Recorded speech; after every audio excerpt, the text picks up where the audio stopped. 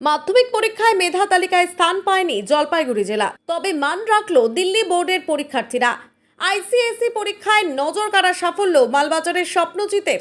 এবছরের দশম শ্রেণীর আইসিএসই পরীক্ষায় রাজ্যে সম্ভাব্য প্রথম স্থান দখল করেছে ডুয়ার্সের স্বপ্নজিৎ বিশ্বাস। ডুয়ার্সের মালবাজারের উত্তর কলোনির বাসিন্দা সুব্রত বিশ্বাস এবং জয়শ্রী করের একমাত্র সন্তান স্বপ্নজিতের প্রাপ্ত নম্বর 497। ওদলাবাড়ির ডন বস্কো স্কুলের ছাত্র স্বপ্নজিৎ ভবিষ্যতে চিকিৎসা করতে চায়। মা জয়শ্রী কর লাটাগুড়ি উচ্চ বিদ্যালয়ের পদার্থবিজ্ঞানের শিক্ষিকা এবং বাবা সুব্রত বিশ্বাস মালবাজার বিএল উচ্চ বিদ্যালয়ের জীববিজ্ঞানের শিক্ষক।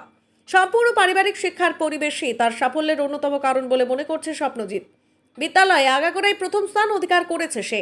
দিল্লি বোর্ডের দশম শ্রেণীর পরীক্ষায় সর্বভারতীয় স্তরে সে তৃতীয় স্থান অধিকার করেছে। পড়াশোনা ছাড়াও অবসর সময়ে ছবি আঁকতে এবং গিটার বাজাতে ভালোবাসে সে।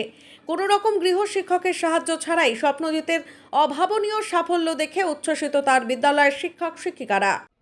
আচ্ছা, প্রথমেই তোমার নাম জানতে চাইবো। আমার নাম স্বপ্নজিৎ বিশ্বাস। আমি ডন বস্কো স্কুলে পড়তাম, ক্লাস 10 ডন বস্কো স্কুল থেকেই ক্লাস 10 আইসিএসসি বোর্ড এক্সাম দিয়েছি আমি। এবার যেটা আমরা জানতে পারলাম, তুমি জাতীয় স্তরে তুমি তৃতীয় হয়েছে এবং রাজ্যে সম্ভাব্য প্রথম। এই যে রেজাল্টটা, এটা কি আশা করেছিলে নাকি এর থেকে ভালো কিছু আশা করেছিলে? হ্যাঁ, আমি 99% তো আশা করেছিলাম, 99% তো পেয়েই যাব, কিন্তু তার থেকেও বেশি পেয়েছি। হ্যাঁ, খুবই খুশি, খুবই ভালো লাগছে, এখন এক্সাইটেড খুব। আচ্ছা, যখন প্রথম শুনলে যে এত ভালো রেজাল্ট, তখন ফার্স্ট রিয়াকশন কী ছিল?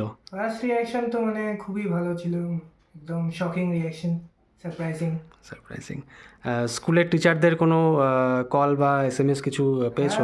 হ্যাঁ, একদম সব টিচাররা কল করেছে, তারপর হোয়াটসঅ্যাপেও অনেকে কনগ্রাটস জানিয়েছে, তো সবার সাথেই যোগাযোগ হয়েছে। সব থেকে হায়েস্ট মার্কস কোন সাবজেক্টে আছে? হায়েস্ট মার্কস আমার ম্যাথসে 100 আছে, কম্পিউটারে 100, আর হিস্ট্রি, সিভিক্স আর জিওগ্রাফিতে 100। ওভারঅল কত মার্কস এসছে?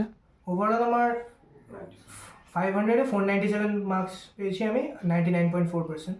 আচ্ছা, এখন নেক্সট প্রিপারেশন কী আছে? নেক্সট আমি মেডিকেলের জন্য প্রিপেয়ার করছি, নিটের জন্য মেনলি। আচ্ছা, তাছাড়া অপশন কিছু যদি নিট না হয় সেক্ষেত্রে? তাছাড়া এখন দেখা যাক কি হয়। মেনলি নিটটাই এখন টার্গেট সামনে। আর তাছাড়া তো সায়েন্স নিয়ে পড়াশোনার ইচ্ছা আছে সেক্ষেত্রে। তো ডাক্তারি প্রফেশন, ডাক্তারটা সবাই হতে চায়, জেনারেল সার্জারি নাকি অন্য কিছু ইচ্ছা আছে? এখন তো সেটা তো ডিসাইড করিনি এখনো, সেটা। অবসর সময় কিভাবে সময় কাটাতে, পড়াশোনার বাইরে? অবসর সময় আমি খেলতে যেতাম, আমি রেগুলার বেসিসে ফুটবল, ক্রিকেট এসব খেলি। তাছাড়া আমি গিটার বাজাই, ড্রয়িং করি এসব। আচ্ছা, মিউজিকের দিকেও ঝোঁক রয়েছে? হ্যাঁ, অল্প অল্প। আচ্ছা, আর এমনি মা বাবা কি প্রফেশনে আছেন? আমার মা বাবা দুজনেই টিচার, বাবা বায়োলজির আর মা ফিজিক্সের টিচার। বাড়িতে একটা পড়াশোনার পরিবেশ তার ছোটো থেকেই পেয়েছো? হ্যাঁ, আমি কোনোদিনও টিউশন পড়িনি, কোনো টিউশন, খালি কম্পিউটারের জন্য টিউশন পড়তাম। আর আমার মামি ইংলিশের টিচার, তো মামি আমাকে হেল্প করে দিতেন, আর তাছাড়া মা বাবাই হেল্প করতেন। সম্পূর্ণ বাড়ির পরিবেশে পড়াশুনো করেই এত সুন্দর সাফল্য একটা। তোমার নেক্সট জেনারেশন বা তোমার নেক্সট যারা এখন জুনিয়র ব্যাচ যারা রয়েছে, তাদের তুমি কি সাজেস্ট করবে? তাদের তো পড়াশোনাটা আসলে রেগুলার বেসিসে করলে তাহলে শেষের দিকে গিয়ে কোনো চাপ থাকে না। এরকম না যে আজকে পড়লাম, কালকে আবার গ্যাপ নিলাম, তারপরে আবার পরশু, এরকম করে হবে না।